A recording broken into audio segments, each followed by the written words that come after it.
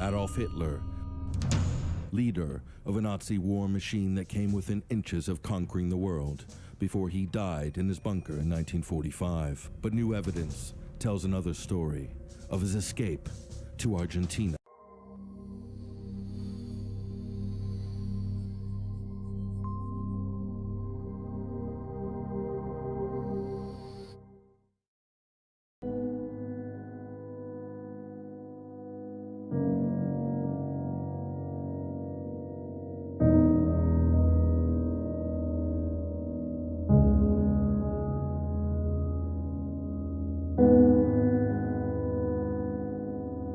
As we got into it, and the more times we visited Argentina, the more people we met in Argentina, the more files we discovered, the more newspaper reports we looked at from the time, it became pretty obvious that the death in the bunker was nothing but, well, fiction. Or maybe somebody died in the bunker, but it wasn't Adolf Hitler. Or is it that that's what a lot of people would have liked to have believed, and that's how they would have liked the history to be written? And we remember how Hugh Trevor Roper was duped by the Hitler Diaries. I mean, I have no idea why Hugh Trevor Roper was actually chosen by the secret services to do the death of Hitler. I mean, the guy was an Oxford academic. He had been listening to radio inserts all war, and yet they put him into Germany and Berlin to write the definitive intelligence report on the death of Hitler.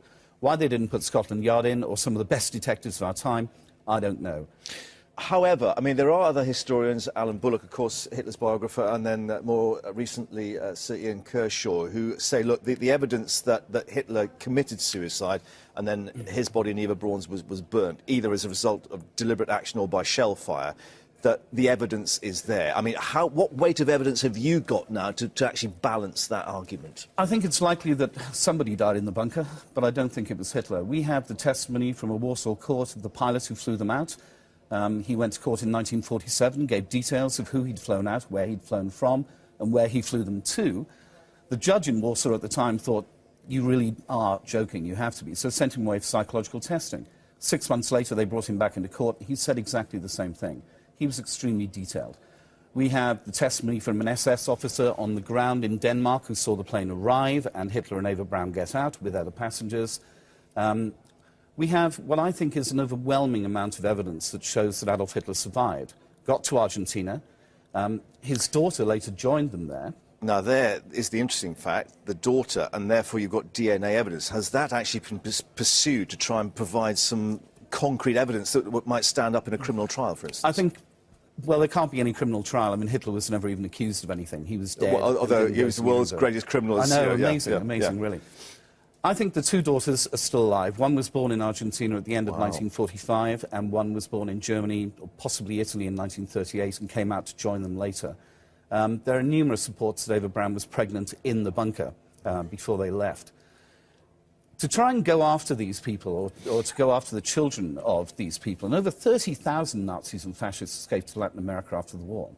I don't know whether it's really our job or my job. It's the history, you know, the children's sins. If the evidence was there, why haven't the Nazi hunters, Wiesenthal and his like, actually gone down this trail before? I think because it's been so well hidden. That's a really good question. You have to remember that Argentina was pretty much a fascist dictatorship until the early 80s. Peron was supported, of course, by the Nazis. Well, we have evidence, and it's presented in the book, that both Peron and Eva were Nazi spies from 1941 in the pay of Abwehr, the military intelligence organization of the Nazis. I don't know why people didn't go after them. One, he was dead, so I suppose, you know, why bother? And secondly, you know, it took almost 11.5 years for the Americans to find bin Laden, and they knew he was alive, and they knew where he was. And, you know, it took them a long time to find him. And would the argument be that even though he might be alive, it's more convenient for them to actually just establish the fact that he is dead? I think a deal was done in 1944, early 1945, to get Martin Bormann, Adolf Hitler and Gestapo Müller out of Germany. And the deal was done with senior members of the American intelligence services and a very few industrialists who knew this was going on. History tells us that an insane Adolf Hitler committed suicide in a bunker in Berlin in 1945 with his wife Eva. Rumours abounded about a daughter, Uschi, and a son, although there is no hard evidence for their existence. Eva Braun's brother-in-law, SS General Hermann Fegelein, was reported executed after being court-martialed in Berlin at the fall. No sunken U-boats have yet been found off the coast of Argentina. History also tells us that Martin Bormann, known as the Brown Eminence, and the man who Hitler said he needed to win the war, died in Berlin trying to escape in 1945, and that his body was found in 1972 and confirmed by German government DNA analysis in 1998. History does not tell us that Adolf Hitler lived in Argentina with his wife Eva and their children. But these people, all of whose testimony is real, swear that it's true. Carmen Torrentugui looked after him, his family and friends at the Estancia San Ramon in 1945. Olga Müller and numerous other people saw him and Eva at the Hotel Vienna in Mar Chiquita and elsewhere in Cordoba province in 1946. In 2008 she was told the Gestapo are still active and had her life threatened for talking to us.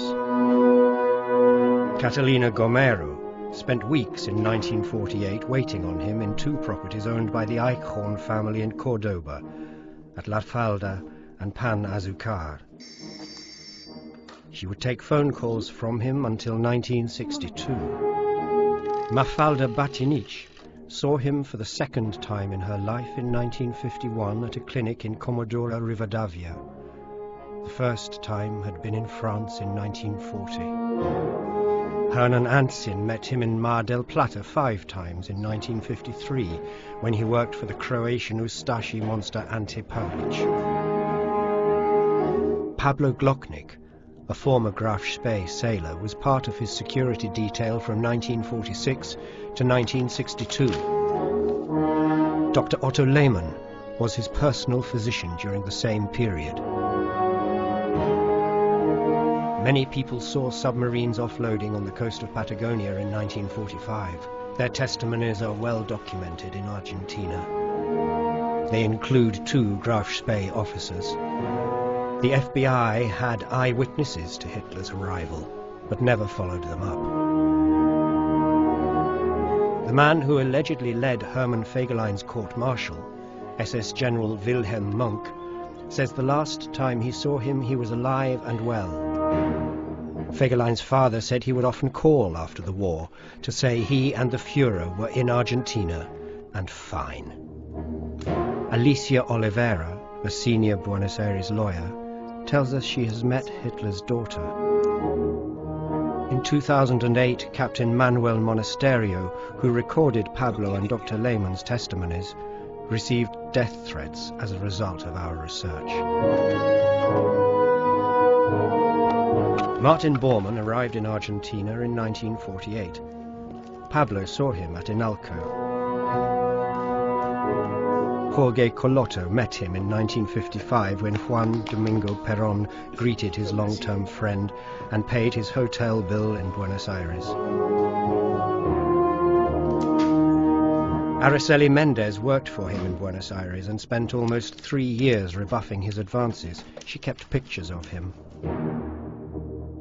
The Argentine Federal Police kept a file on Bormann, much of which was burnt in the 1960s, but documents remain, which we have, and prove he and his lover Alicia Magnus stayed at the Plaza Hotel.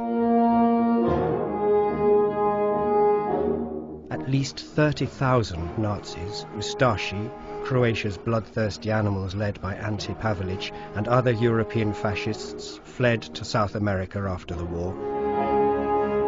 They were helped by the Perons, the Catholic Church, the Red Cross, and KLM under Prince Bernhard of the Netherlands.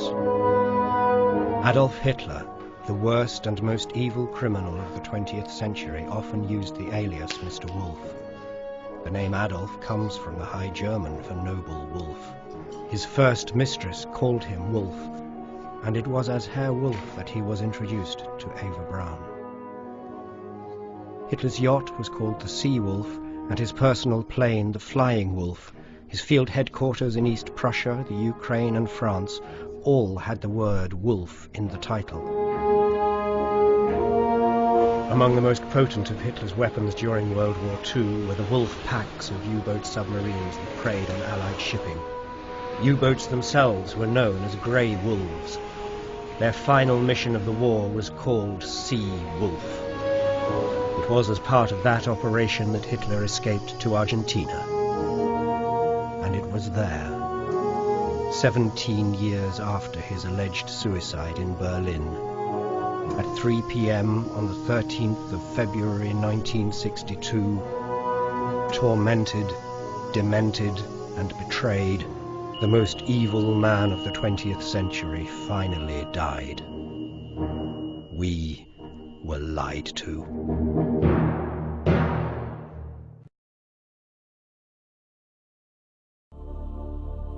Berlin, April 30th, 1945. Russian soldiers entered the most secured bunker in Germany and found the bodies of German soldiers and SS officers. Another 2 bodies were discovered, charred, beyond recognition. These were the supposed bodies of Adolf Hitler and Eva Braun.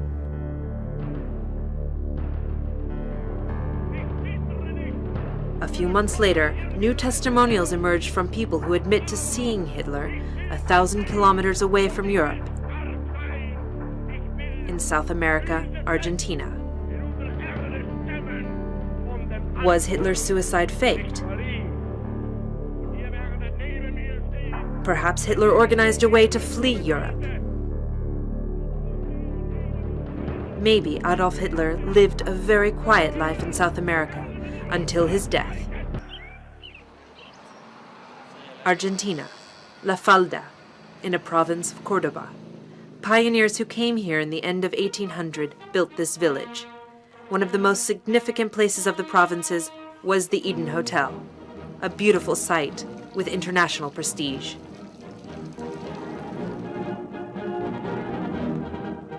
En esa época el Eden Hotel recibió a reyes, presidentes, Einstein. Era conocido internacionalmente por el prestigio que tenía.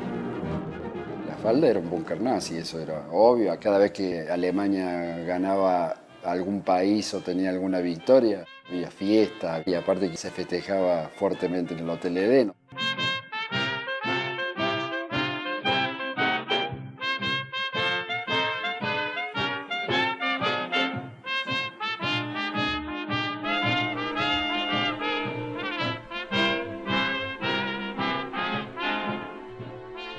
The hotel owners were Walter and Ida Eichhorn.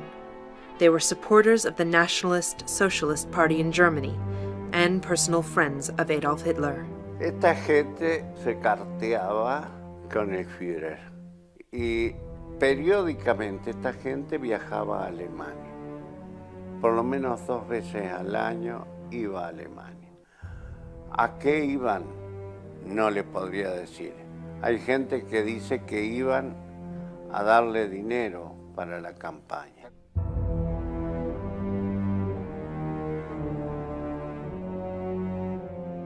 No hay ninguna persona que haya sido más allegada y afín a Hitler que ellos dos. O sea, había una relación ahí muy loca, o sea, muy profunda, y a mí no me cabe ninguna duda que Hitler pudo llegar a donde llegó gracias al apoyo de ellos. Hitler le mandó de regalo un Mercedes-Benz, que fue el primer Mercedes-Benz que vino a la Argentina. Un regalo personal de Adolfo Hitler a la señora Ida Eichhorn.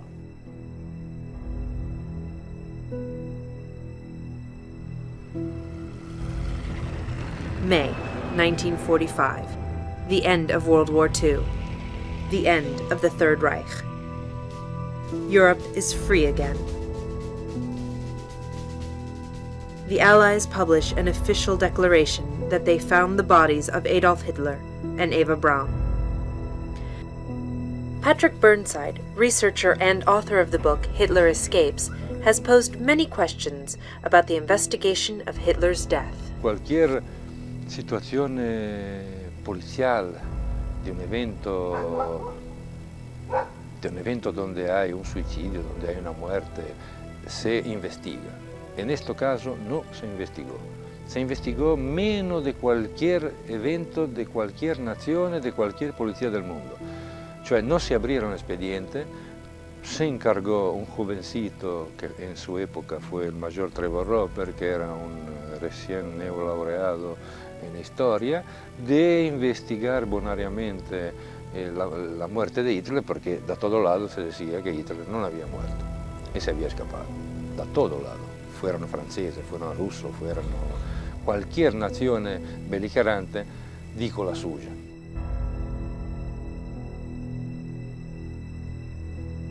In a meeting between Stalin and American Secretary of State James Burns a few weeks later after the war ended, Stalin said, almost certainly, Hitler escaped to Argentina. In the meantime, President Roosevelt formed a unit of the FBI to investigate Hitler's whereabouts.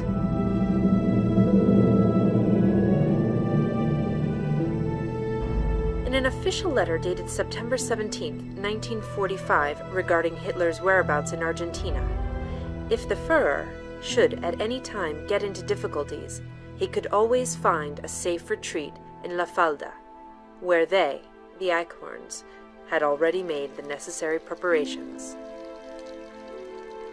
Catalina Gamero was one of the workers in the Hotel Eden who worked for the Eichhorns since she was an adolescent. She told us that she served for 3 days a very special guest of the Eichhorn couple, Adolf Hitler. This was during 1947. Estuvo Hitler ahí, sí. Estuvo 3 días, eso yo sí. Eso yo, porque vimos los choferes y todo, el padre Mónica también, pero nosotros teníamos que callarlo la boca. O perdíamos el trabajo, y después lo agarré a Luis yo, y le digo, che Luis, cállate, me dice, no digas nada. Y si usted, ahí había foto de él, y después uno por más que no tenga video. Additional to Gamero's testimony, there is the testimonial of Hernan Ancin, who is a carpenter of Ante Pavelic, a Nazi leader in Croatia, who lived in Mar del Plata, Argentina, during the 1950s. Hitler. Y debe de haber sido fines del 53. ¿Y en qué circunstancias? Vino ahí, venía. ¿A dónde? Al edificio a hablar con Pavelic. Venía caminando con los 3 guardaespaldas y la señora. Prácticamente lo traían caminando, ¿no? Que apenas caminaba él. Tenía la misma pinta. La misma, de blanco, pelo corto, tipo militar, cortado, sin bigote. Bueno, ahí estuve yo conversando, me invitaron a sentarme en la mesa, me convidó la señora de Pavelic con un café. Hitler estaba tomando café con alguna bebida más con Pavelic. Y yo ahí le conté. Entonces, Pavelic le dice a Hitler, es el carpintero, dice, que me hace la carpintería en el edificio. Entonces Hitler me miró y me hizo una reverencia así, en esta forma. Un saludo, ¿no? Más cerca de él. Estuve tomando café, inclusive. ¿Usted está convencido que era Hitler? Sí. The testimonial we saw asked the question, if Hitler understood the end of the war was approaching, did he decide to leave the country? Patrick Burnside is sure that Hitler escaped to South America thanks to the German infrastructure who received the permission and facilities of Argentinian General Juan Perón. Hubo un preparativo en los años 45 para crear un lugar seguro, manejado a sueldos de los servicios secretos alemanes, crear un hábitat favorable por un eventuale desenlace no favorable a Hitler. Pero los documentos liberados, docenas, indican que Hitler y su señora, llamámosla así, llegó a la Argentina con 2 U-Boot, una noche de mediados de julio de 1945. No, pero él de morir murió en Argentina, eso yo lo apuesto. Porque él daba vuelta acá en la Argentina, él no se fue de acá. Y él no murió allá en Alemania tampoco.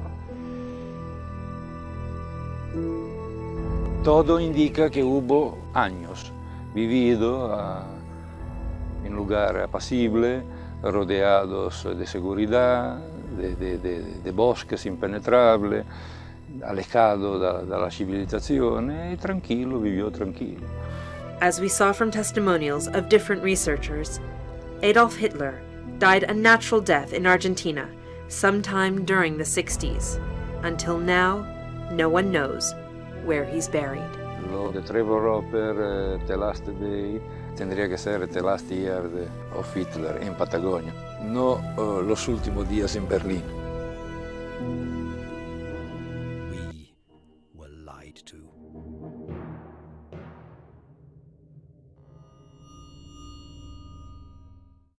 We're joined here today with investigative journalist and author of Grey Wolf, Mr. Gerard Williams. Gerard, thank you very much for joining us today. My pleasure, Patrick. Just quickly, tell us a little bit about yourself and your career. I'm a television journalist, a former Reuters television duty editor, BBC foreign duty editor.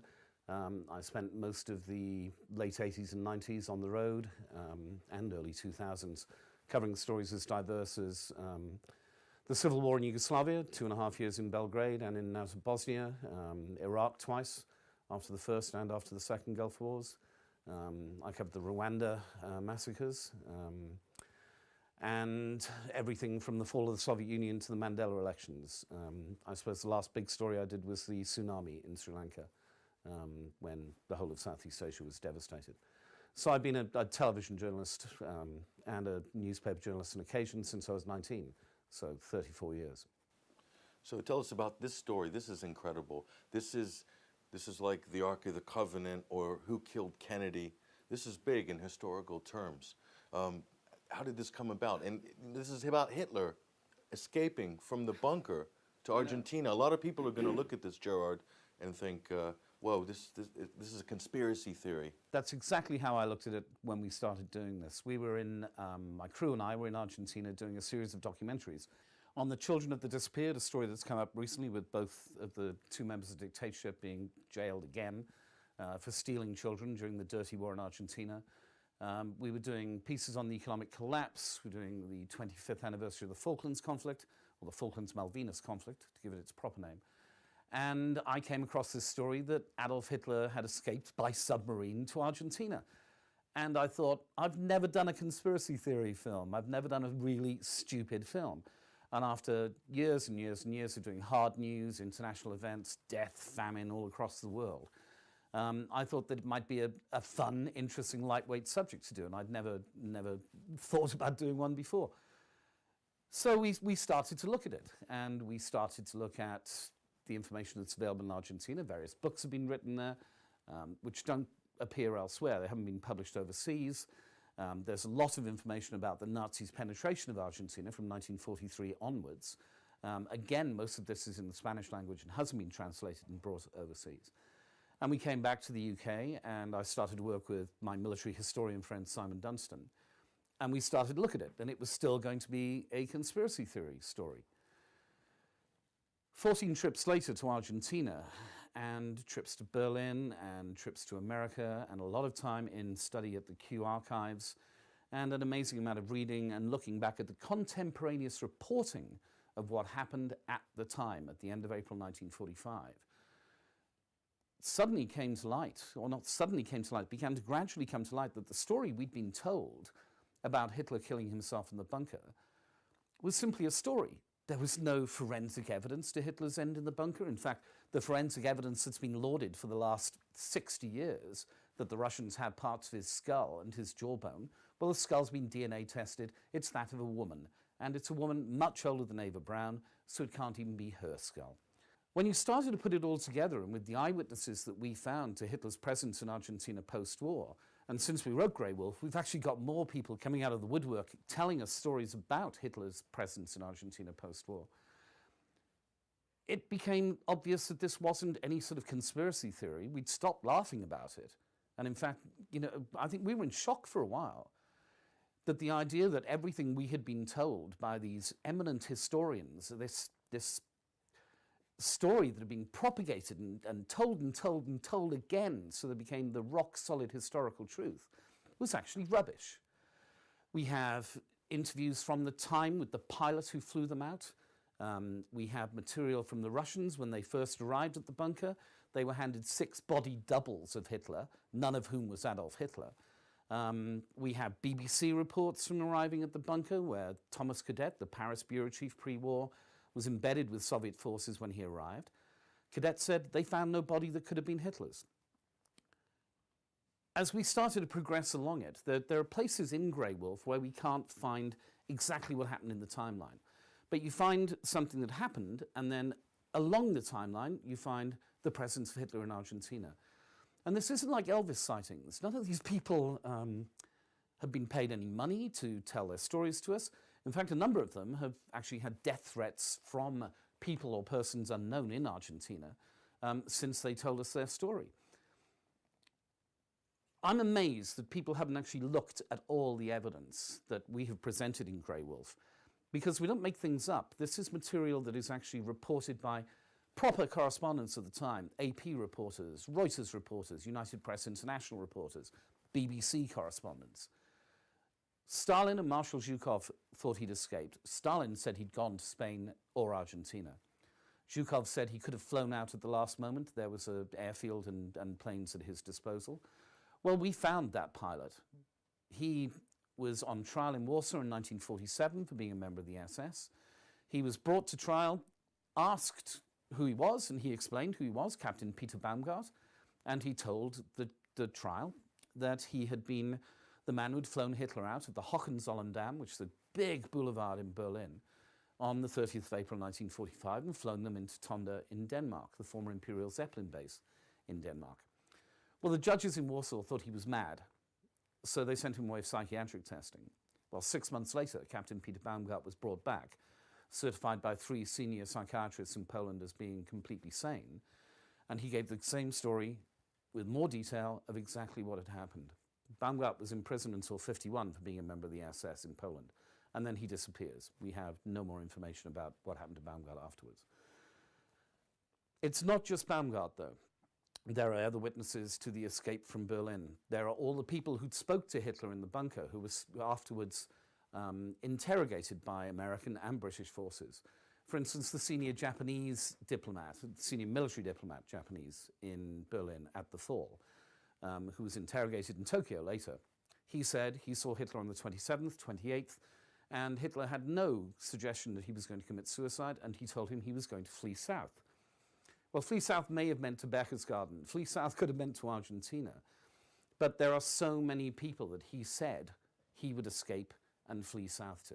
I think one of the most telling things for us was that we found that the last pictures of Adolf Hitler, supposedly, of him on March the 20th, not on April the 20th, but on March the 20th, handing out medals to Hitler Youth who had been responsible for tank destroying in the Battle for Berlin, with Arthur Axmann, the Hitler Youth leader. Those pictures are not of Adolf Hitler. We've had them checked against pictures that we know from the Reich Archive that are of Adolf Hitler, and it isn't Hitler, it's Hitler's double. Why Argentina? Of all the countries on the planet at that time in history, after the fall of Berlin, why Argentina? What's the significance of this country in terms of its relationship with Germany, Nazi Germany? After the First World War, the Treaty of Versailles in 1918, Germany was pretty much stripped of all its colonial possessions around the world. So Tanganyika, German East Africa, Namibia, German Southwest Africa. The one thing they couldn't take away from Germany was the huge German colonies that had been established in Patagonia, both in Chilean Patagonia and in Argentine Patagonia, because they were in sovereign states. They weren't German colonies. They were large communities within Argentina and within Chile. Those communities grew enormously between the wars from 1918 until 1939. Argentina was the only country in the world which had its own Nazi party. There were 30,000 members of the Argentine Nazi Party who wore a swastika with a cogged wheel around it, who met in Luna Park, one of the big venues in Buenos Aires, in the late 30s to celebrate the Anschluss between Austria and Germany. And if you look at the pictures that were shot by the Americans at the time, it looks like a Nuremberg rally. Argentina had a large German pro-Nazi community embedded within it. We also know from very brave Argentine politicians at the time that Eva Perón, Eva Duarte as she was, and Juan Domingo Perón, who became the two most important people in Argentina post-war, were both in the pay of German military intelligence since 1941. We have the documents that prove this, which were found in Berlin post-war by this group of Argentine Democrats who had been fighting against what was a fascist dictatorship in Argentina. From 1943 onwards, billions were pumped into Argentina from Nazi Germany to establish this, I don't know what they were hoping for, a Fourth Reich in the sun or something. But it's interesting to know that when people think about Latin America, they think about jungles and the Mato Grosso and, you know, the Amazon, and it's not like that. Buenos Aires, for instance, is a very sophisticated European city, and much of Argentina is a lot like Europe. If you go down to San Carlos de Bariloche, which is where many of the Nazis went post-war, you have a place that looks like Bavaria, and not only looks like Bavaria, but German is for second spoken language for almost everybody there. Now, also, the area of Bariloche, some very wealthy Nazis from Europe owned large tracts of land down there, including, I'm told, Prince Bernhard of the Netherlands. Prince Bernhard of the Netherlands family has been in that area since, I don't know, the 1890s, the Schaumburg-Lippe family. It was their family, his cousins, who were the senior Nazi diplomats in Chile, and Bariloche, the whole area of San Carlos, is just across the border from Chile, in the Andes along that range. The Estancia San Ramon, which is tens of thousands of hectares, it's huge, is the place where Hitler first went to. It was his first point of refuge in Argentina after he'd arrived on the coast. It's deep inland in an area that had been Germanic for, well, since the 1870s, 1880s. Prince Bernhard's family still own large tracts. Prince Bernhard's family, as in the Dutch royal family, still own large tracts of land themselves in Bariloche, never mind their cousins, the Schaumburg-Lippers, who have since sold the San Ramon Estancia. But it's not just them. It was the various Gauleiters came out post-war. Lanchner was one of them. He had a huge construction business around Bariloche. Erich Priebke, the SS captain, who is now still under house arrest in Italy for his part in the Ardentine Caves massacre, where 340-ish Italian civilians were killed because of an attack on an SS convoy.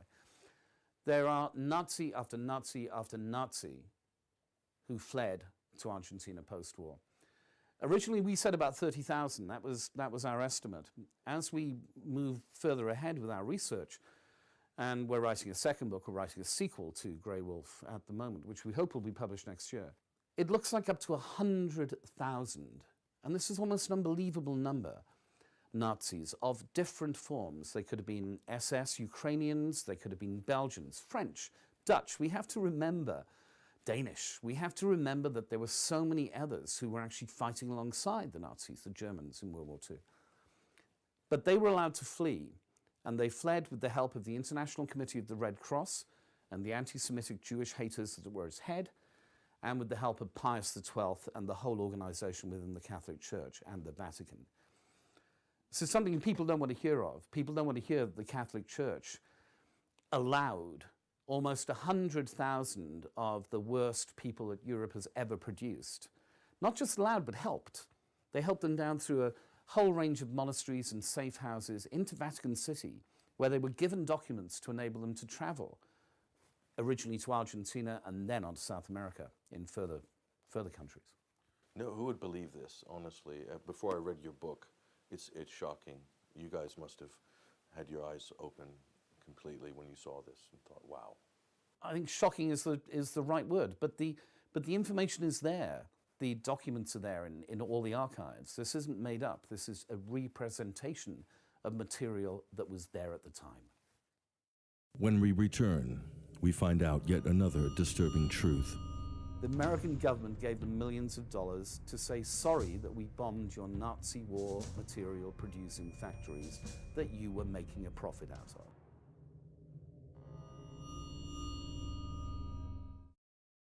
Martin Bormann arrived in Argentina in 1948. Pablo saw him at Inalco. Jorge Colotto met him in 1955 when Juan Domingo Perón greeted his long-term friend and paid his hotel bill in Buenos Aires. Araceli Mendez worked for him in Buenos Aires and spent almost 3 years rebuffing his advances. She kept pictures of him. The Argentine Federal Police kept a file on Bormann, much of which was burnt in the 1960s, but documents remain, which we have, and prove he and his lover Alicia Magnus stayed at the Plaza Hotel. At least 30,000 Nazis, Ustashi, Croatia's bloodthirsty animals led by Ante Pavelic, and other European fascists fled to South America after the war. They were helped by the Perons, the Catholic Church, the Red Cross, and KLM under Prince Bernhard of the Netherlands. Adolf Hitler, the worst and most evil criminal of the 20th century, often used the alias Mr. Wolf. The name Adolf comes from the High German for noble wolf. His first mistress called him Wolf, and it was as Herr Wolf that he was introduced to Eva Braun. Hitler's yacht was called the Sea Wolf, and his personal plane the Flying Wolf. His field headquarters in East Prussia, the Ukraine and France all had the word wolf in the title. Welcome back. We're here with the author of Grey Wolf, Mr. Gerard Williams. Gerard, the title of the book, Grey Wolf, how does this fit into the story? Hitler used the pseudonym Mr. Wolf throughout his early political career. I think probably because the name Adolf is based on the old High German for noble wolf. That's where the name gets its derivative from. His headquarters throughout the war were known as the Wolf's Lair, the Wolf's Gorge. His plane was known as the Flying Wolf. Before the war, when he was introduced to Eva Braun for the first time in the photographer studio where she worked, he was introduced as Mr. Wolf. Wolf was a big part of Adolf Hitler's strange personality. In fact, his sister, Paula Wolf, Paula Hitler, took the name Wolf herself during the war so that she could hide away from any reflected glory or whatever from her elder brother. Grey Wolf was a title which said that this was the wolf going grey, this was the wolf in exile, this was the wolf getting older. Of course, one of the most fearsome weapons of the Nazis during World War II were also the grey wolves, the submarine U-boat packs that ravaged Allied shipping in the Atlantic. And of course, it was one of those grey wolves in the final operation of the U-boats in World War II, which was known as Sea Wolf. That was its code name, that Adolf Hitler escaped via Fuerteventura to the coast of Argentina. So Grey Wolf was something that seemed to be, it's not a code name or anything like that, but it's just the wolf going grey. And that's where the name came from. It stuck. It became Grey Wolf. Now, you showed me some clips from your documentary film. Fantastic film, by the way. Thank you. But one thing that really struck me in this film was it seemed that one of the central characters and one of the big personalities was Martin Bormann. So tell us a little about the significance of this man during the war and after. I think Martin Bormann is one of those characters that for some reason has been sidelined by history. In various films you will see him as an ineffectual secretary. Die Untergang, Downfall, has him not as a central figure at all. He's been described by various intelligence agencies as the most dangerous man in Europe, a title that was occasionally given to Skorzeny, Hitler's favorite commando. But Bormann was the most dangerous man in Europe. Bormann was the complete power behind the Nazi throne. This guy was an economic and administrative genius who, when other more flamboyant figures in that sick regime, Goering or Goebbels or Himmler, were prancing around in their smart uniforms, designed by Hugo Boss most of the time, Goering and Martin Bormann was in the background. But it was Bormann who recognized the financial importance of not just Hitler, but the Nazi Party as a brand from very early on. He licensed Hitler's image, for instance, on every coin or every stamp, and made sure that Hitler got a portion of each sale that was made on that. I mean, the first example We see it all the time now with everybody from David Beckham to Magic Johnson. I'm not comparing either of those two great guys to Adolf Hitler, but marketing a personality, marketing a brand. Martin Bormann knew all about that. Bormann also understood the real financial workings of Nazism. He'd been involved, along with his then boss, Rudolf Hess, in negotiations with American bankers and American industrialists in the 30s to finance the Nazi Party to the tune of, well, today it would be $1 billion. I think it was equivalent to the GDP of the US for 1 year in those days. So we're talking massive investment of capital and skills into Nazi Germany. Bormann isn't seen in history. I mean, there are very few pictures of Martin Bormann. You see him occasionally in group shots. Very few pictures of him. He wasn't somebody who wanted to make his presence widely known.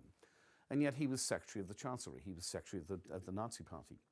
Not a secretary, the Secretary of the Nazi Party, the biggest organization in Germany. Bormann also understood how economics and world banking operated. And we believe, and we have the information I think presented in Grey Wolf pretty solidly, that from 1943 onwards, he recognized that Nazi Germany was finished in one form or another. Militarily, they were going to get destroyed.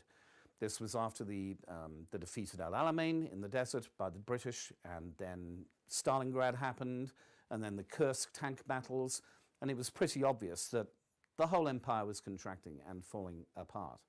And unless the wonder weapons turned up, if the Nazis had got the atomics first, maybe the world would have been a different place.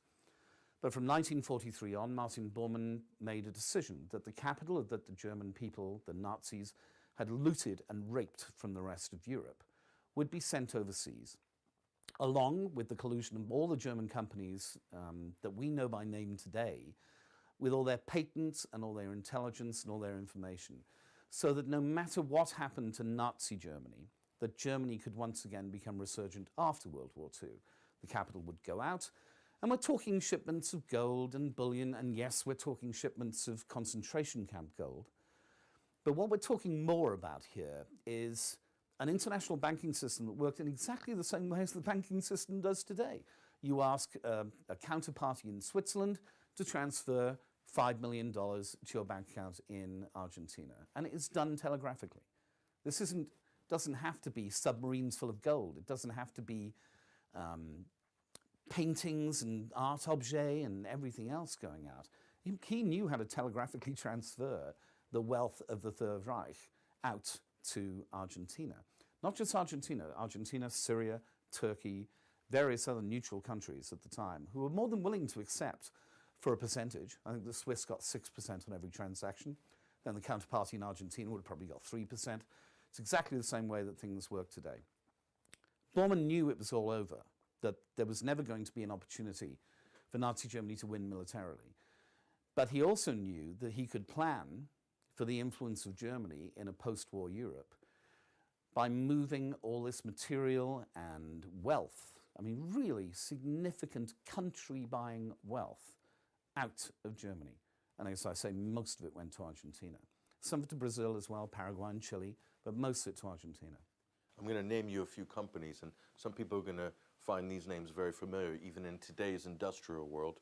I've got IBM, ITT, Ford Motors, Chase Manhattan Bank. Where would you like to start? Mannesmann Bartelsmann, Siemens, Deutsche Bank. Did Bormann create a myriad of shell companies after the war or during the war? Well, let's just take one major German company, ThyssenKrupp, the big steel company. From 1943 until the end of the war, they had created over 700 dummy corporations on their own outside of Nazi Germany, within neutral countries. Siemens, which was named as basically an SS international operation by British intelligence in 1940 on. Siemens had offices all over the world. They were all staffed by senior Nazi members, senior party members. Siemens Argentina, for instance, was huge, and was heavily involved in the industrial, the electrics side of things there. But Siemens effectively had a global operation that was bigger than German military intelligence overseas. And they were all loyal to the party, not to Germany, but to the party. Germany and the party are intermixed, are intermingled, but we have to remember that not every German was a Nazi. Far too many Germans were Nazis, but not every German was a Nazi, and not every German living overseas was a Nazi either. But companies like Siemens had links to all the major American corporations who had invested heavily in Nazi Germany from 1936, well, 34, 35 onwards. IBM, for instance, ran the Holocaust. They put in the counting machines that enabled them to process millions of Jews, gypsies, homosexuals, political people through the extermination camps. Now, you know, that was hidden for a very long time, but what has recently come out, nothing to do with our research, but better research, different research in America, shows that IBM actually had IBM employees at Auschwitz, at Buchenwald, at Ravensbrück, who were actually running these damned counting machines on the ground. It was being micromanaged by IBM out of New York. ITT, another great American company, owned 25% of Focke-Wulf, the fighter aircraft manufacturer. So American corporate money was paying to build fighters that were shooting down American boys in American bombers over German cities from 1943 onwards. I mean, I don't understand this. Henry Ford, the Ford Motor Company. It's a cuddly family American tradition. Henry Ford was the worst anti-Semite in history. His writings in the 20s and 30s had a direct influence on Hitler's Mein Kampf. He's a disgusting creature, Henry Ford. Just because he could give you any car you liked in any color you liked as long as it was black doesn't make him a good man. The Ford Motor Company produced over 1/3 of all trucks used by the German army in World War II. Trucks that took German soldiers to fight Americans, Canadians, and British troops on the beaches in Normandy. So let me get this straight.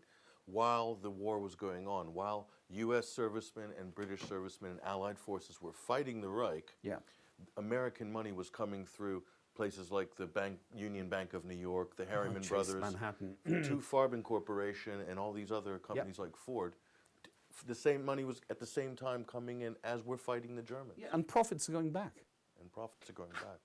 So, you know, everybody's making money out of this. I mean, that's the disgusting thing. The most amazing thing for me is that we'll take just ITT and the Ford Motor Company at the time. And Ford will hide all this. They'll say, no, these were our German subsidiaries, we didn't have anything to do with it. Well, the documentation is coming out, I'm sorry, and we're finally knowing what the truth is. Their plants were also off the bombing lists. We weren't allowed to bomb them during the war, despite the fact they're creating huge amounts of material for the Nazis' war effort. And at the end of World War II, a couple of American bomber groups made a mistake, saw them as targets of opportunity, and bombed both ITT and the Ford Motor Company plants. Well, ITT and Ford Motor Company took the American government to court after the war and got millions of dollars in reparations. The American government gave them millions of dollars to say sorry that we bombed your Nazi war material producing factories that you were making a profit out of. Well, you know, Hitler escaping to Argentina, shocking enough. When you find out that companies that are still around today, not just German companies who have Hugo Boss, great example, designed all the SS uniforms.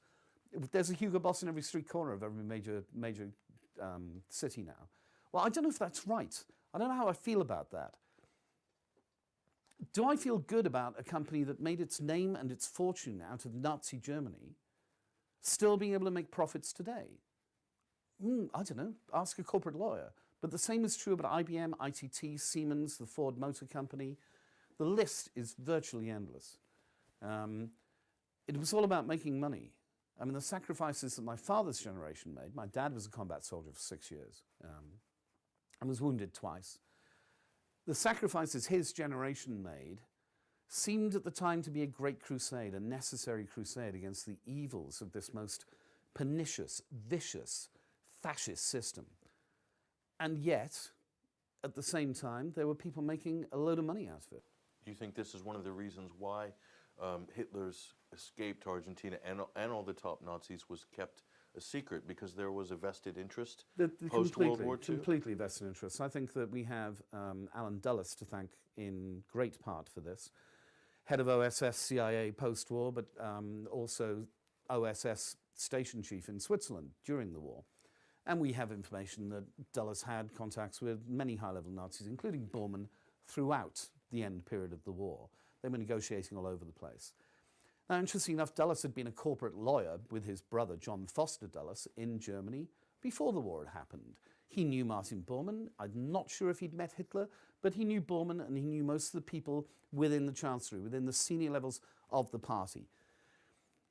His contacts weren't the only ones. I mean, you go on with book 2 deals with John J. McCloy a great deal. McCloy in 1950 was running West Germany for the American government, and he freed all the industrialists who'd been put away at Nuremberg. By 1952, there were no Nazis left in jail, effectively. None of the big Nazis. One of the major Nazi industrialists said at Nuremberg, "I don't care what you do, we've got so many friends in Washington, we'll be out soon." And they were. It's all about making money. It's one of the sickest parts of the untold story of World War II. And that collusion, that interlinking between American big business and aspects of the intelligence community enabled Hitler and Bormann and much of their wealth to leave. They knew where the bodies were buried. If they'd come out and named the Americans who were involved in this, I don't think that America, as a democratic nation, would have put up with it. When we come back, the re-employment of thousands of ex-Nazi officers. Post-war, Germany was run by people who had gone home, taken off their SS uniforms or their Nazi party uniforms, had put on their Hugo Boss suits, and had gone back to work.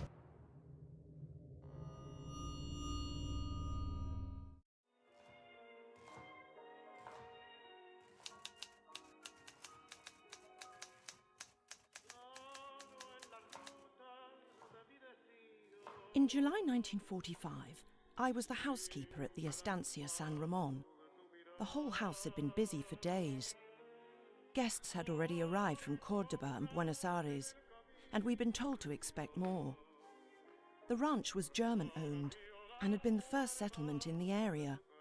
I'd worked there for about 10 years after my husband passed away. My sister also worked there. We had one of the only radios in the area capable of picking up news from Europe. The only railway line from the coast came into the property. Bariloche, our nearest town, was about 25 kilometers away. The road was awful, but we were pretty self-sufficient on the ranch. I wasn't surprised when I heard the Hitlers were coming. No one thought much about it.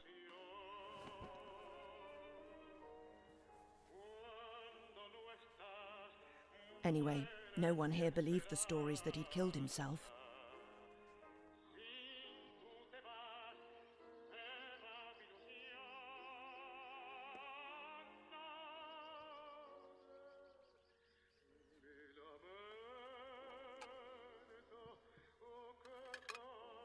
The San Ramon Estancia belonged to the Prince of Schaumburg-Lippe, a Nazi sympathizer based in Argentina, part of the family of Prince Bernhard of the Netherlands, who was himself an SS officer.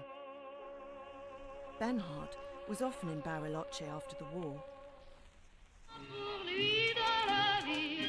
The last 12 months had taken its toll on his body, if not his spirit.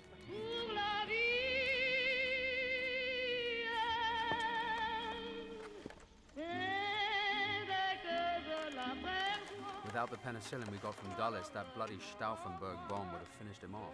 No one knew just how many festering splinters had come out of the table, or how close he'd been to death.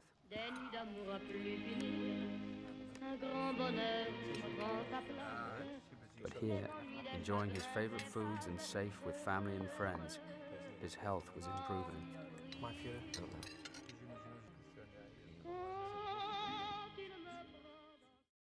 We're back with investigative journalist and author, Mr. Gerard Williams, who's uncovered one of the most amazing stories in living memory, Adolf Hitler escaping from the bunker and fleeing to Argentina after the Second World War.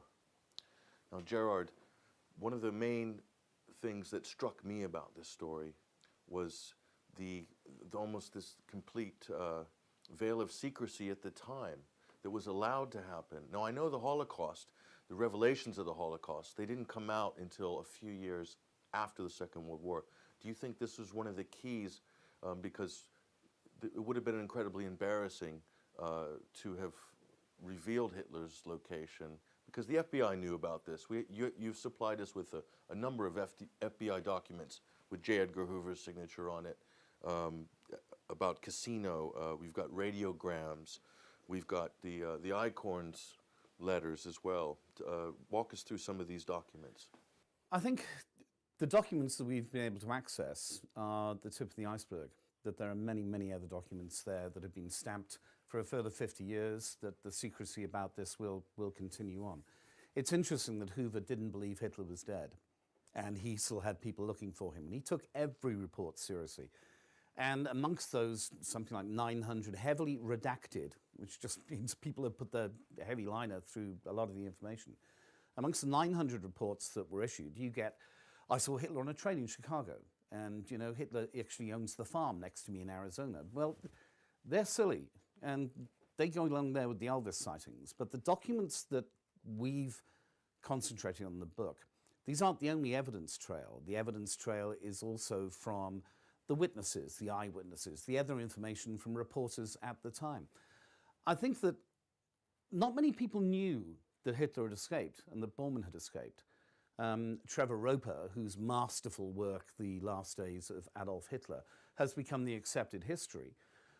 Trevor Roper was a medieval historian. Why did we put somebody like that in to do the detective work on the biggest death of the 20th century? I don't know. But there's a lot of information. The FBI reports, there's a CIA report that has been released. You can't get anything out of the British archives. I mean, everything is stamped for a further 50 years. I think that if the general public had known, remember Hitler was demonized throughout World War II by our own propaganda. Demonized for good reason. I mean, this man is an evil, horrible human being, but he's a swine. As are his senior cabinet members, and as are the people running the death camps in the East. People would have wondered what they'd fought the war for if they'd known that Hitler and Martin Bormann had escaped. And they'd been told that they'd fought the war to destroy this threat of fascism, this threat of Nazi Germany, this threat of, well, anti-Semitism in some ways, although we only knew about the real extent of the Holocaust, as you say. It's a story that's not even talked about much until 1948, 1948, 1949. And yet there are those pictures of American troops and British troops entering camps in early 1945 and then after the fall.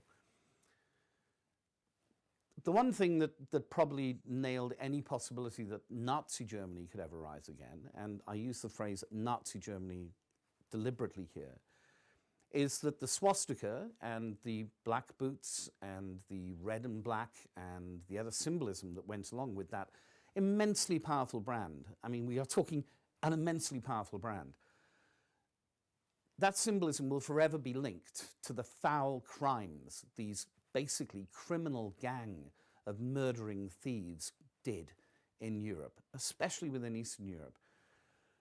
So it could never come back. You could never have, I mean, nobody in their right mind, thank God, neo-Nazis now who use the swastika as their symbol, right at the fringes of any political life anywhere in the world.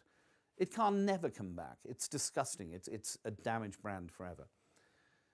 If people had known that the men behind that brand, two of the major men behind that brand, God knows how many SS generals and colonels and everything else, were allowed to escape and helped to escape, I don't know how the world would have reacted. In 1945, the people were tired.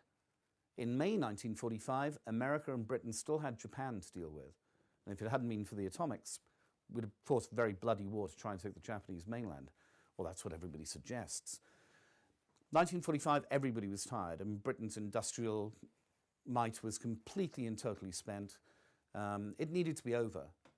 It was very easy to use that suicide, that cowardly way out in Berlin as the final point to that long sentence that had been World War II for so many people. But again, although this appears to have been hidden and appears to have been a conspiracy to cover it up, what has amazed me is that historians haven't gone back and looked at the information that was published at the time, that was available to them at the time. We have news reports about Baumgart the pilot flying him out. We have Time magazine. Yeah. At the time. Time magazine interview a Major Ivan Nikitin of the Soviet intelligence, army Soviet intelligence, who describes in the chancellery, not in the bunker, but in the chancellery in Hitler's private quarters, a concrete door that slid away to lead down to a tunnel that was connected to the underground railway network in Berlin. And the door to that tunnel into the underground is still there, as far as I know. I'm pretty sure it is. He also said that they'd found a piece of paper which was partially charred on the floor of the intermediate bunker, which he was sure was from Eva Braun, which said to her parents what they could read was that she'd be away and wouldn't be in contact with them for some time. Well, okay, even if you're a historian, shouldn't you mention these facts next to the fact that Hitler had committed suicide in the bunker? People heard the shot. People didn't hear the shot. People saw the bodies. People didn't see the bodies. People were there when the bodies were burnt. People were there when the bodies were taken and buried in the Chancellery Gardens. But this isn't what the Russians find when they arrive. They find Magda Goebbels and Joseph Goebbels partly burnt bodies. They've been burnt with petrol in the same way that Hitler and Eva Braun's bodies are supposedly incinerated with petrol. They find them, and they're recognizably Magda and Joseph Goebbels. They find the 6 bodies of the kids who they've murdered downstairs. They bring them out and they lay them out and they show them. They don't find anything that could have been Hitler or Eva Braun. I don't understand why generations now, and it is generations of historians, have simply accepted Hugh Trevor Roper's report without suggesting that Stalin didn't believe it. Or Marshal Zhukov, the commanding general in the area, didn't believe it. The people who Trevor Roper said he interviewed, one of them, who was the Luftwaffe, the Air Force attaché in the bunker, said after the war that he always laughed whenever he read The Last Days of Hitler because Trevor Roper just produced the lies he told him. One man's version of history, which is the version of history that certain people at the time liked to have in place. Wanted to have in place. It's a little bit like Martin Bormann dying in Berlin. Again, this is something that has been brought up and fabricated again and again and again. It's the official narrative. It gives closure to all these names and all these characters. And people will say that that official narrative was given closure in Bormann's case because DNA testing was done in the 90s on the remains that they'd found after not having found them 4 times before in exactly the same place. And that DNA testing proved that the body they found was Martin Bormann. Well, great, except the West German government tested against an 83-year-old relative of Martin Bormann, who they refused to name. Bormann had, what, 9 children, most of whom survived World War II? His son wouldn't accept the ashes or anything like that because he said, how could I be convinced it's my father? We don't know anything about an 83-year-old relative. What we have to remember is that post-war, Germany was run by people who had gone home, taken off their SS uniforms or their Nazi party uniforms, had put on their Hugo Boss suits, and had gone back to work. Denazification in Germany post-war is a myth. BND, German intelligence. German intelligence based completely... How much Nazi pedigree is in the West German intelligence apparatus after the war? It started with the Gehlen organization, the general who'd been in charge of intelligence gathering on the Eastern Front against the Russians. It was a huge coup for America and for Britain to have all this information about the Russians who had suddenly become the real threat. Well, Germany was dead, nailed Nazis. So now it was, we needed a red threat. Somebody needed a red threat anyway. The Gehlen organization helped to create that red threat paranoia by passing over information that they had gathered on Russian involvement when they'd been fighting them. Gehlen also had a few names of quite senior American officials who were Soviet agents, which helped him smooth his path into it.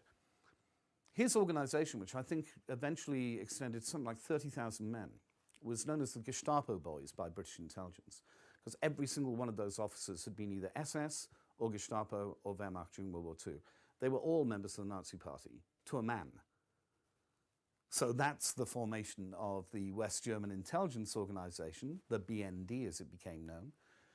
It's interesting to note as well that the BND's employment policy is to give favoritism to the sons and daughters of operatives who've already served in the BND. So the second generation of West German intelligence were the sons and daughters of committed Nazis.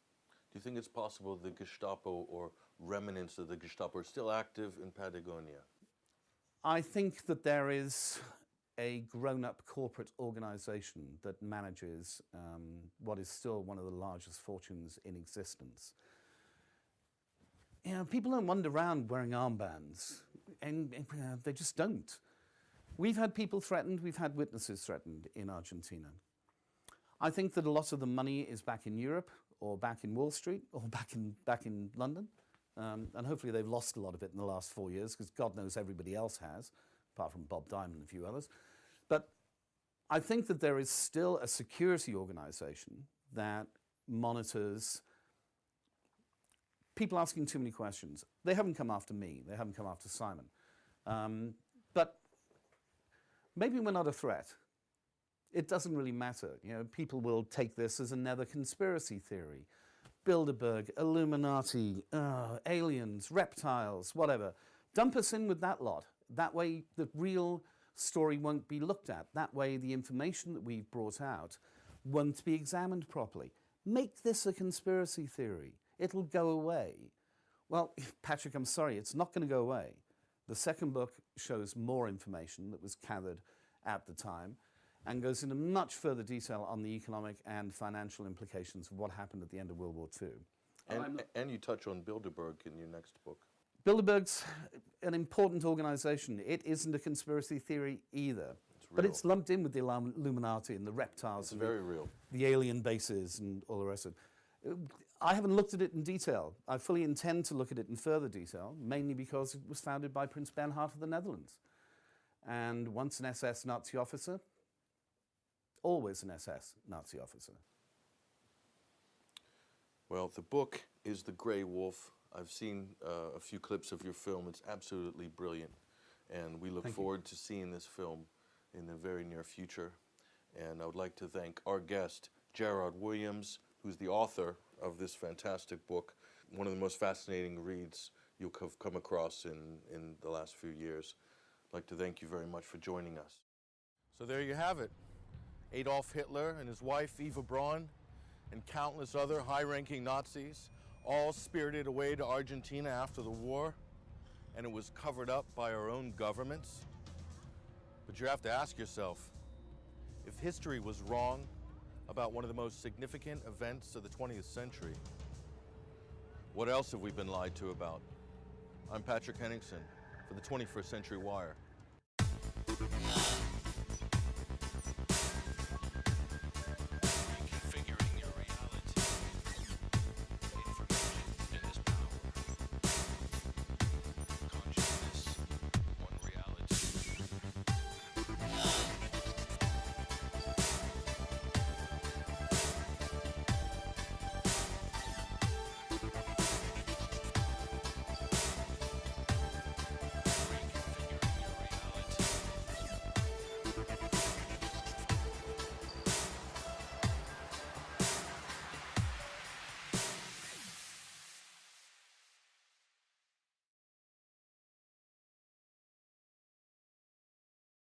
Gentlemen, we have called you together to inform you that we are going to overthrow the United States government. Do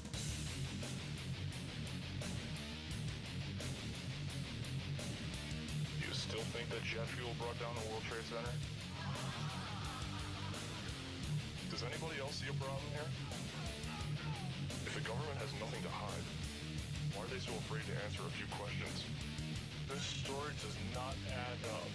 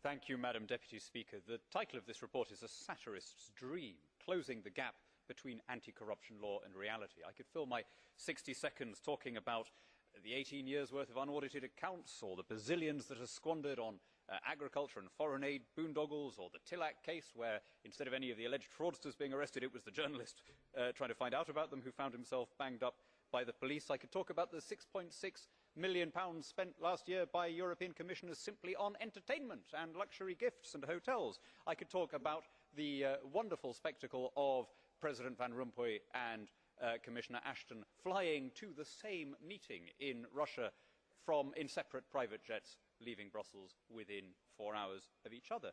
Instead, I'll confine myself to saying this. These things happen not because the EU attracts particularly bad people. I mean, of course, it attracts some bad people. Man is fallen, and like all institutions, it contains those who give in to temptation. It happens rather because there is no link between taxation, representation and expenditure at Brussels level. It was Milton Friedman who said there's two kinds of money in the world. There's your money and there's my money. The trouble is that in the EU, it's all your money. Hence negligence, corruption, fraud, and what we see before us today. Mr. Co-President Nigel Farage, Freedom and Democracy. Well, good morning, Mr. Van Rompuy. You've been in office for 1 year, and in that time, the whole edifice is beginning to crumble. There's chaos. The money's running out. I should thank you. You should perhaps be the pin-up boy of the Eurosceptic movement. But just look around this chamber this morning. Just look at these faces. Look at the fear. Look at the anger. Poor old Barroso here looks like he's seen a ghost. You know, they're beginning to understand that the game is up, and yet in their desperation to preserve their dream, they want to remove any remaining traces of democracy from the system. And it's pretty clear that none of you have learned anything. You know, when you yourself, Mr. Van Rompuy, say that the euro has brought us stability, I suppose I could applaud you for having a sense of humour, but isn't this really just the bunker mentality?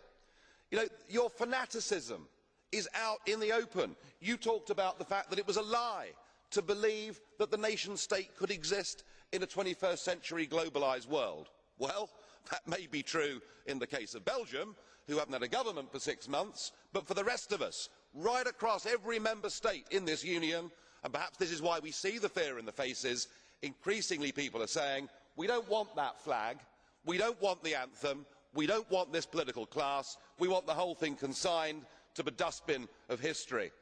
And we had the Greek tragedy earlier on this year, and now we have the situation in Ireland. Now, I know that the stupidity and greed of Irish politicians has a lot to do with this. They should never ever have joined the euro. They suffered with low interest rates, a false boom and a massive bust. But look at your response to them. What they are being told, as their government's collapsing, is that it would be inappropriate for them to have a general election.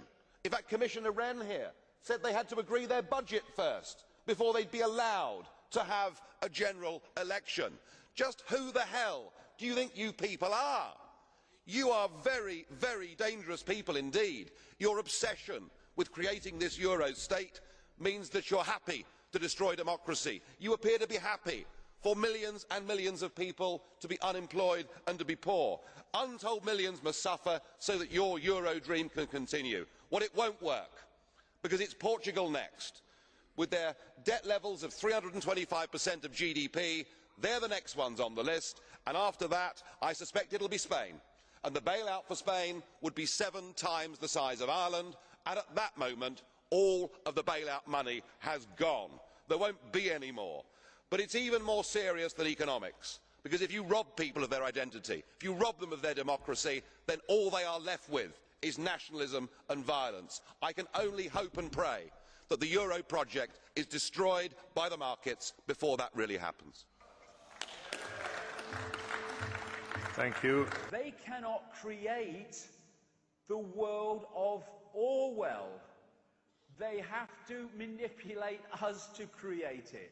And what they're doing all the time, and a lot of this stuff in the movies, which are feeding you what they want to happen, look at all the movies over the last decade or so, more and more now all the time, that are portraying this very police state and this very Orwellian fascist Agenda 21 world that I've been talking about. They're doing that for a reason. It's to implant that in the subconscious so it becomes reality through humans' creative imagination. They have to get us to do it. Number one, the fascist global state is not coming because we're not fricking having it anymore.